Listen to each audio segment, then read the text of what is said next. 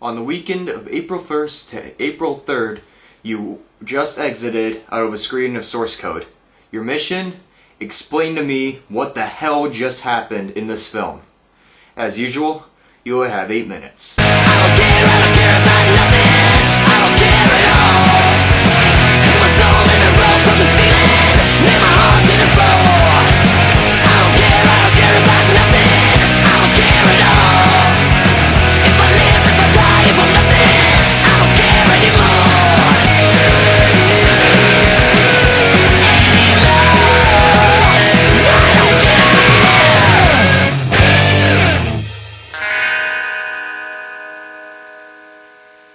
Source Code stars Jake Gyllenhaal as Captain Coulter Stevens of the U.S. Army, who is a decorated helicopter pilot fighting in Afghanistan. But at one moment, he wakes up in this train on its way to Chicago in another man's body, talking to a girl he has never met before in his life, and then all of a sudden, a bomb goes off before he can comprehend what's happening. What he realizes is that he's in this computer called the Source Code, which puts him in another man's body, in which everyone sees him as the person that was before, as he has 8 minutes to find out who bombed the train and then prevent another attack from happening. Now, unfortunately, that is all that I'm going to give away to you, because this movie is going to definitely be the most talked about of the year so far. Dead serious, no BS, straight to the point, truth right there. So this is going to be one of my trickiest reviews yet, but I'm going to keep it as simple as possible. Jake Gyllenhaal is terrific as Captain Coulter Stevens in this film. He really nails the character's heroic traits. He's been very likable,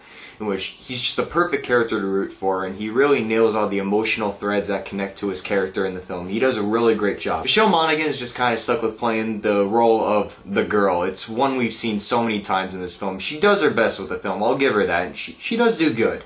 Just, it's a role that's been recycled a lot in this film. And Vera Farmiga and Wright provide great exposition with their characters. Of course, I'm not going to reveal what that exposition is, but they both do really good in this film as well. But the real driving force of this film is director Duncan, who previously directed one of my favorite and most underrated science fiction films of the last decade, Moon, which starred Sam Rockwell. His style is so present in this film as he throws in all these different visual tricks and very interesting camera angles, and he really makes you think with this film. In the hands of a less capable director, this film would have been just yet another average science fiction thriller. But in his hands, this is perfect. I only saw this movie a little while ago, and it still got me thinking. You can think all you want of how you think this film is going to turn out, but the twists and turns that it leads you on, and the themes of fate and free will that throws in you all along the way, even in the trailers they hint that too, you are not prepared for what you're gonna get out of this film. This movie makes you think from beginning to end, and even long after you leave the theater.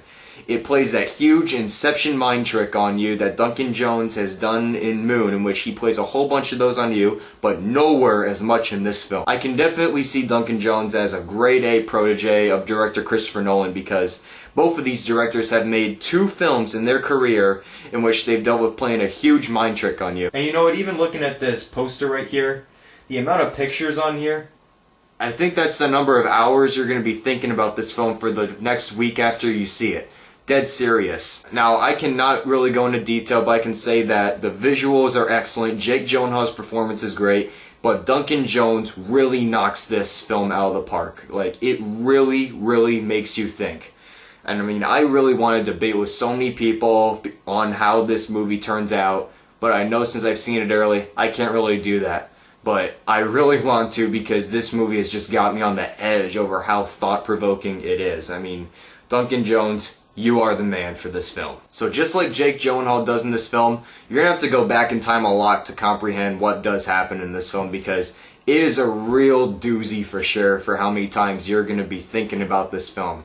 I know the word thinking is popping up a lot in this review, but that is going to be the key word that's going to be popping around in your head after you see this. Like, this is a film that must be seen, because it messes around with your mind so much that you're going to be having long chats with people, just like the ending from Inception. I am giving Source Code 4 out of 5 stars. This is definitely one of my favorite films of the year, and easily the most thought-provoking film I have seen since Inception. So I hope you enjoyed my review of Source Code, or so I think you can comprehend on it because I'm talking in circles so much in this. But if this is your first time visiting my channel, hit that subscribe button above me. In the meantime, I'm Tyler from Cali Reviews, and I'll see you guys around. God.